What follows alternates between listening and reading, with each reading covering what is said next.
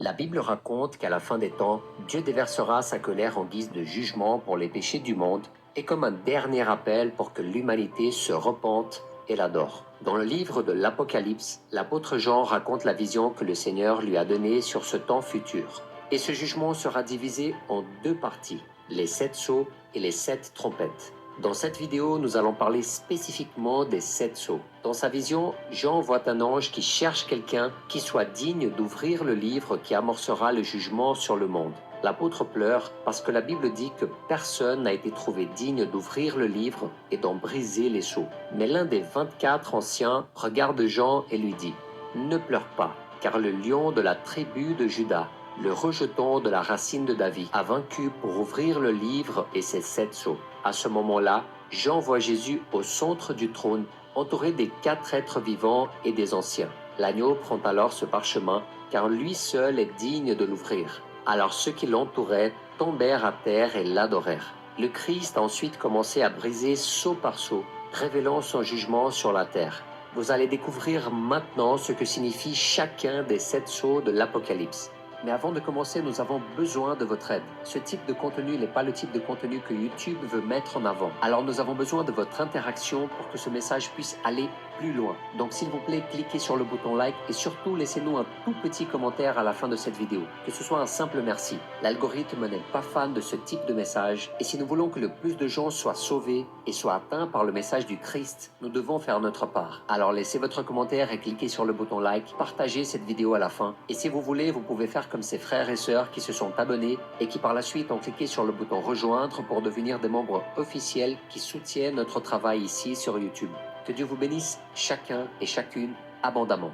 Le premier sceau, la venue de l'Antéchrist. L'apôtre Jean a écrit « Je vis alors l'agneau ouvrir un des 7 sceaux et j'entendis l'un des 4 êtres vivants dire d'une voix de tonnerre « Viens !» Je regardai et je vis apparaître un cheval blanc. Celui qui le montait avait un arc. Une couronne lui fut donnée et il partit en vainqueur pour remporter la victoire. Les 4 premiers sceaux sont connus comme les 4 cavaliers de l'Apocalypse. Et le premier d'entre eux ouvre la porte à la venue de l'Antéchrist dans le monde. Dans cette vision, le cheval blanc et la couronne symbolisent qu'il sera quelqu'un de puissant qui arrivera avec le discours de promouvoir la paix dans le monde. Cependant, l'arc que le cavalier tient dans ses mains montre que sa véritable intention est de tromper les gens et de prendre le contrôle du monde. Le deuxième sceau, l'esprit de la guerre. Et à propos du deuxième sceau, Jean a eu la vision suivante. Et un autre cheval rouge feu apparut. Celui qui le montait reçut le pouvoir d'enlever la paix de la terre, afin que les hommes s'entretuent, et une grande épée lui fut donnée. Le deuxième sceau ouvert par Jésus, qui provoquera les batailles les plus sanglantes de l'histoire de l'humanité. Pendant cette période, une bonne partie des habitants de la planète vont perdre la vie. Ce cavalier du cheval rouge a une grande épée et on croit qu'il représente le châtiment, c'est-à-dire que Dieu fera subir les conséquences aux adorateurs de la bête et du faux prophète. Le troisième sceau, l'esprit de famine. Cette partie de la vision de Jean a été décrite de la manière suivante. Quand l'agneau ouvrit le troisième sceau, j'entendis le troisième être vivant dire « Viens !» Je regardai et je vis apparaître un cheval noir. Celui qui le montait tenait une balance à la main.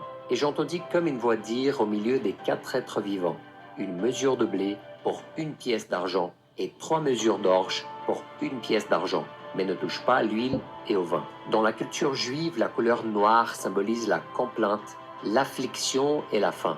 Et c'est exactement ce que le cavalier au cheval noir apportera au monde lorsque Jésus ouvrira le troisième sceau. Remarquez qu'il porte une balance à la main. Et selon les spécialistes, cette balance représente la crise économique et la faim, puisque les balances sont le symbole du manque de nourriture et des prix exorbitants. Cela signifie que les gens devront travailler très dur pour acheter un tout petit peu de nourriture. Pour vous donner une idée, un denier était le salaire moyen pour une journée de travail, ce qui signifie que les gens dépenseront presque tout leur revenu pour obtenir une petite quantité d'aliments. Le quatrième sceau, l'esprit de la mort. Et par la suite, l'apôtre Jean nous apporte des révélations sur l'arrivée du dernier cavalier. Quand il ouvrit le quatrième sceau, j'entendis le quatrième être vivant dire « Viens !» Je regardai et je vis un cheval verdâtre. Celui qui le montait avait pour nom la mort, et le séjour des morts l'accompagnait. Ils reçurent le pouvoir, sur le quart de la terre, de faire mourir les hommes par l'épée, par la famine, par la peste et par les bêtes sauvages de la terre.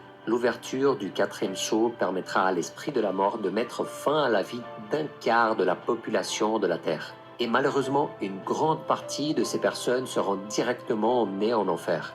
Elles mourront à cause de la guerre, de la famine et des maladies causées par l'ouverture des sceaux précédents, ainsi que par l'attaque des animaux sauvages qui, en raison du manque de nourriture, vont dévorer les êtres humains. Le cinquième sceau, le désir de justice. En voyant Jésus ouvrir le cinquième sceau, Jean a écrit les mots suivants. Quand il ouvrit le cinquième sceau, je vis sous l'autel l'âme de ceux qui avaient été mis à mort à cause de la parole de Dieu et à cause du témoignage qu'ils avaient rendu.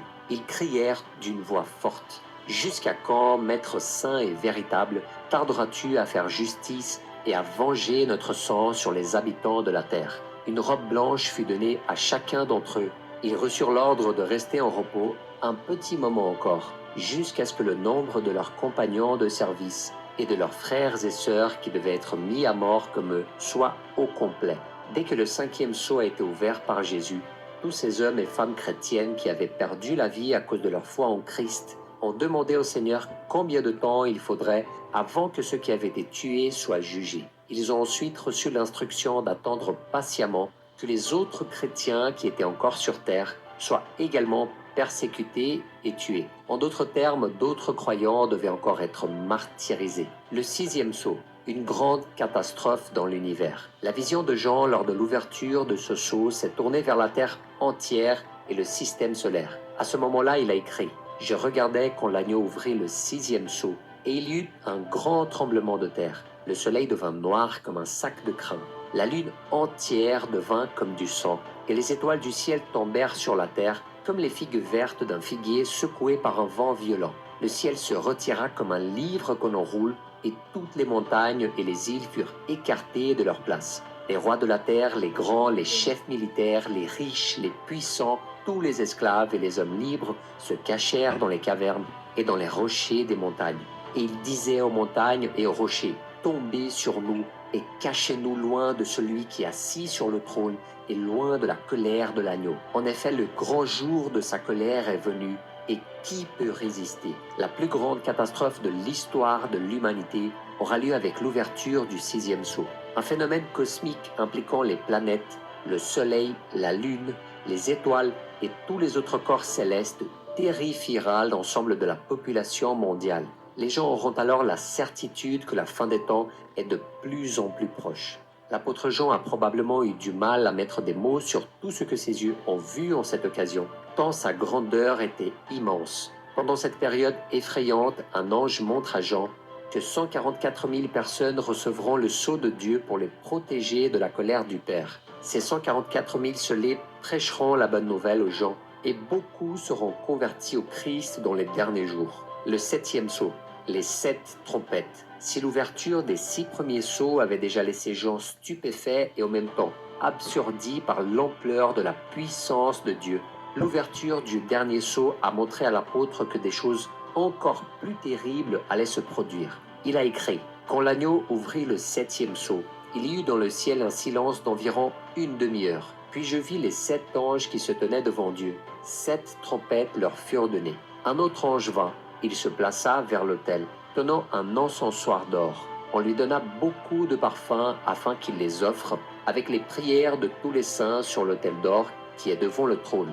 La fumée des parfums monta de la main de l'ange devant Dieu avec les prières des saints. L'ange prit l'encensoir, le remplit du feu de l'autel et le jeta sur la terre.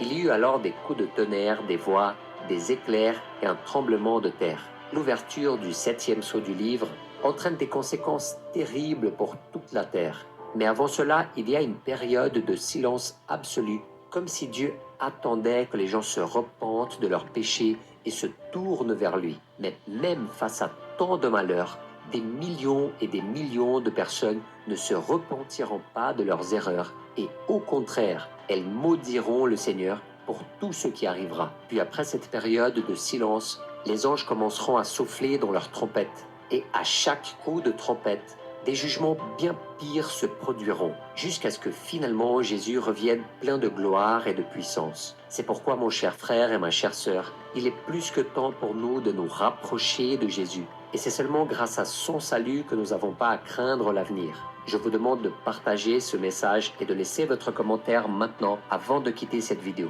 Une fois cela fait, abonnez-vous à notre chaîne, considérez devenir membre en cliquant sur le bouton rejoindre et maintenant regardez l'une de ces 2 vidéos que nous avons mises sur votre écran. Que Dieu vous bénisse, je vous attends dans la prochaine vidéo.